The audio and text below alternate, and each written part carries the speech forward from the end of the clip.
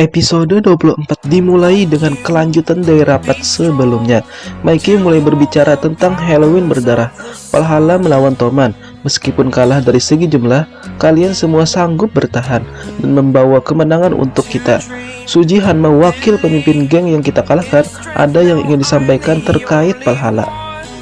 Hanma menjelaskan keberadaannya di sini untuk menggabungkan anggota Valhalla dengan Toman, yakni dari 150 orang menjadi 450 orang. Hanma menjelaskan ini semua terjadi karena Kisaki yang menghubungkan kedua belah geng. Para anggota Toman yang mendengar itu terkejut dan berbincang satu sama lain, tapi mereka juga bangga mendengar itu. Toman akan bertambah banyak dan menjadi geng besar. Mereka semua pun bersorak menyebut nama Toman dengan kompak. Takemichi yang mendengar itu kelihatan khawatir dan merasa pengorbanan Baji akan sia-sia, karena pada akhirnya Kisaki juga dapat mengambil alih Toman. Kemudian Mikey melanjutkan bahwa ada satu hal lagi yang ingin dibahas. Toman kehilangan satu anggota, yaitu Baji Keisuke, kapten divisi 1. Kita harus benar-benar memikirkan kenyataan ini dan menganggap kejadian ini serius. Silahkan sampaikan sisanya, ucap Mikey mengizinkan Shifuyu untuk menyampaikan pesan. Shifuyu memulai pembicaraan bahwa dia akan meninggalkan Toman, tapi Mikey menghentikan Shifuyu dengan menyampaikan ini. Kau mau mematikan semangat divisi 1? Dari semua orang, kaulah yang merasa kehilangan. Kemudian Shifuyu melanjutkan bahwa pemimpin divisi 1 adalah tanggung jawab besar bagi Shifuyu. Kemudian Mikey mempersilahkan sisanya kepada Shifuyu, wakil kapten divisi 1. Shifuyu menjelaskan bahwa dia sudah membicarakan hal ini kepada ketua selama berhari-hari. Shifuyu berteriak akan mengikuti seseorang, yaitu Hanagaki Takemichi. Shifuyu mengangkat Takemichi sebagai pemimpin divisi 1. Shifuyu menjelaskan bahwa Baji meninggalkan tanggung jawab kepada Takemichi. Takemichi langsung mengangkat kepala sambil menangis dan berteriak akan melakukan yang terbaik. Mikey dan yang lainnya pun turut bahagia kepada Takemichi. Selanjutnya Takemichi pulang ke masa depan sambil mengingat dan memikirkan yang sudah Takemichi lalui untuk sampai ke tahap ini. Takemichi sudah kembali ke masa depan dan berada di toko rental, tempat Takemichi bekerja di masa depan. Kemudian yang sebelumnya manajer Takemichi tiba-tiba meminta maaf karena stok yang dicari Takemichi belum ada. Kata manajer toko tersebut layaknya seorang pembeli dan penjual. Namun kelihatannya kali ini sangat berbeda dari sebelumnya. Takemichi mengenakan barang-barang mahal dan berpenampilan sangat rapi. Takemichi keluar dari toko rental dan disambut oleh seseorang yang menyeramkan. Takemichi disuruh masuk ke dalam mobil yang sangat mewah. Takemichi akan dibawa ke rumah Takemichi. Di dalam mobil, Takemichi juga mempunyai supir yang menyeramkan. Takemichi sangat bingung dan takut karena dia memerintah dua orang yang sangat menyeramkan. Di sepanjang perjalanan ke rumah Takemichi, Takemichi kelihatan bingung sambil mencoba menghubungi Naoto. Tanpa disadari, Takemichi sampai di rumahnya dan disambut oleh banyak orang yang menyeramkan. Semua orang yang di sana kelihatan menyeramkan, tapi mereka semua menghormati Takemichi. Kemudian salah seorang memanggil orang yang di samping Takemichi dengan menyebut nama Yamagasi. Akhirnya Takemichi mengenali teman-temannya, yaitu Yamagasi, Makoto, dan Takuya. Takemichi diajak masuk ke dalam apartemen yang mahal. Takemichi lagi-lagi disambut oleh banyak orang. Kemudian Shifuyu mengajak Takemichi ke rapat pengurus. Takemichi bertanya dan bingung.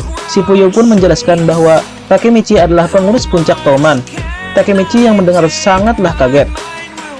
Akhirnya Takemichi pergi mengikuti Shifuyu dan sampai ke ruangan yang berisi petinggi anggota Valhalla dan Toman yang sedang makan besar. Takemichi kelihatan senang karena bisa lebih dekat dengan petinggi lainnya. Ada Fachin, Yasuhiro Muto, Smiley, Pehyan, Mitsuya, dan Hakai. Kemudian ditambah mantan anggota Black Dragon yaitu Inui dan Kokonoi. Di tengah-tengah menikmati hidangan, terjadi perselisihan antara Fachin dan Hakai. Kemudian Hanma berkata bahwa kita tidak sedang mengadakan rapat yang biasanya. 3 hari yang lalu kita dicari oleh polisi. Hanma menegaskan bahwa ada seseorang yang sudah mengkhianati mereka. Mendengar itu, semuanya pun kaget, kecuali Smiley yang selalu tersenyum. Fachin berkata bahwa tidak mungkin ada yang melakukan hal seperti itu. Kemudian Koko menjawab, kalau tidak ada yang berkhianat, kenapa polisi mencari banyak tempat di hari yang sama? Mereka semua pun akhirnya berdebat.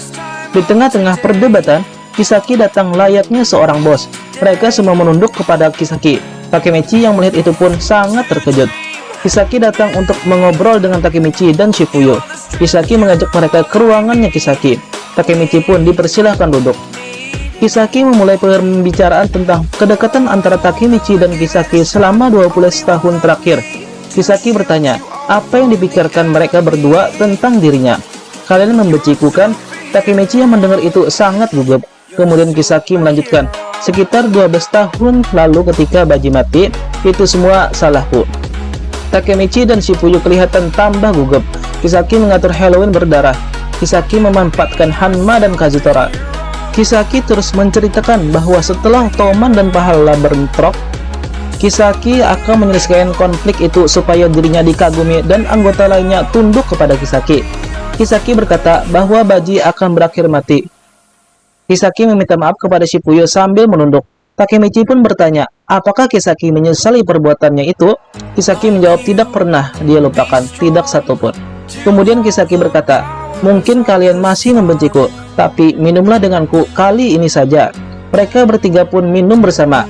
Takemichi pun berpikir bahwa Kisaki sekarang adalah orang yang baik. Mungkin ini adalah masa depan yang sangat bagus. Kemudian Kisaki mengatakan satu hal lagi. Kisaki mengatakan kalau dirinya tidak tahu Baji akan berakhir mati. Itu bohong. Aku memanfaatkan Kazutora untuk membunuh Baji, ucap Kisaki dengan muka kelicikannya. Shifuyo dan Takemichi sangat kaget, dan tiba-tiba saja Takemichi pingsan. Setelah Takemichi bangun, dia masih berada di ruangan yang sama, namun kali ini Takemichi sedang diikat di kursi.